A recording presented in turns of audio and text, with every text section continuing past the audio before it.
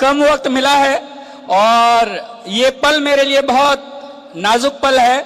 लोग बता रहे थे, अभी मैंने वरुण सर को सुना कि उनके पापा बड़े खुश हो रहे थे और अभी राम भाई कह रहे थे कि अभी वो एक पत्नी के पति नहीं, अभी करोड़पति भी हो गए।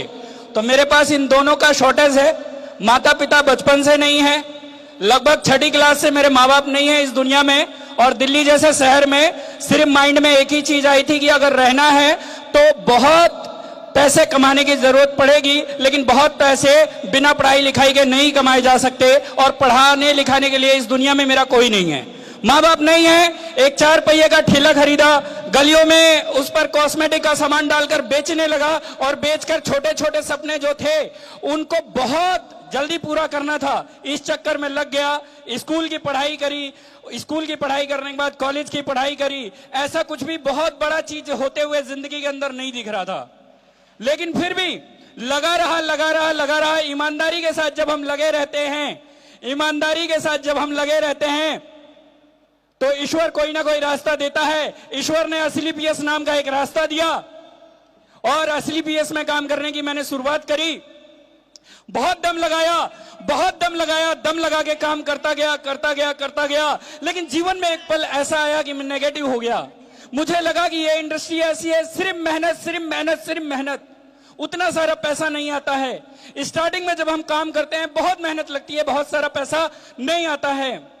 मैं नेगेटिव हो गया और इस बिजनेस को छोड़ने की सोचने लगा, और जैसे ही ये ख्याल आया तो मेरे मेंटर अनुज सर ने मुझे महिपाल सर से मिलवा दिया, और महिपाल सर ने मेरे को जीवन में पहली काउंसलिंग दी, और उस काउंसलिंग के अंदर क्लियर कर दिया कि ये बिजनेस में अगर आप सिर्फ मेहनत कर रहे हैं तो आपको कुछ टाइम तक इनकम आ सकती है, लेवल हो सकता है, लेकिन जिस दिन इस बिजनेस के अंदर आपने मेहनत के साथ अपनी लगन लगा दी तो आप सफलता की सीढ़ियों को चढ़ते चले जाओगे।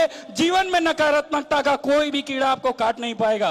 उस दिन के बाद आज तक जीवन में कभी भी नेगेटिव नहीं हुआ, और उसका कारण ये रहा। जरा सोचिए, आप अपनी चेयर पर बैठकर एक बार सोच कर देखिएगा। मेरे माँ बाप नहीं है, ये जेन्युइन स्टोरी है, और मैं 4 पहिए का ठेला लगाकर नजफगढ़ में स्कूलिंग किया करता था अपना, और उसके बाद जो रिश्तेदार पूछते नहीं थे कभी, आज उनको पता चलता है लड़का करोड़पति हो गया है, अपनी गाड़ी से चलता है।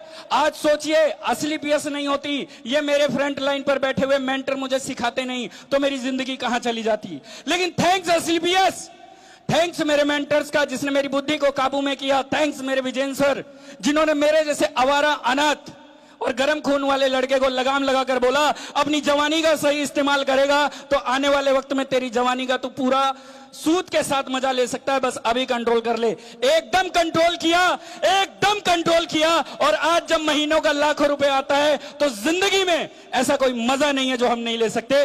Thank you, wish you all the best and God diamond.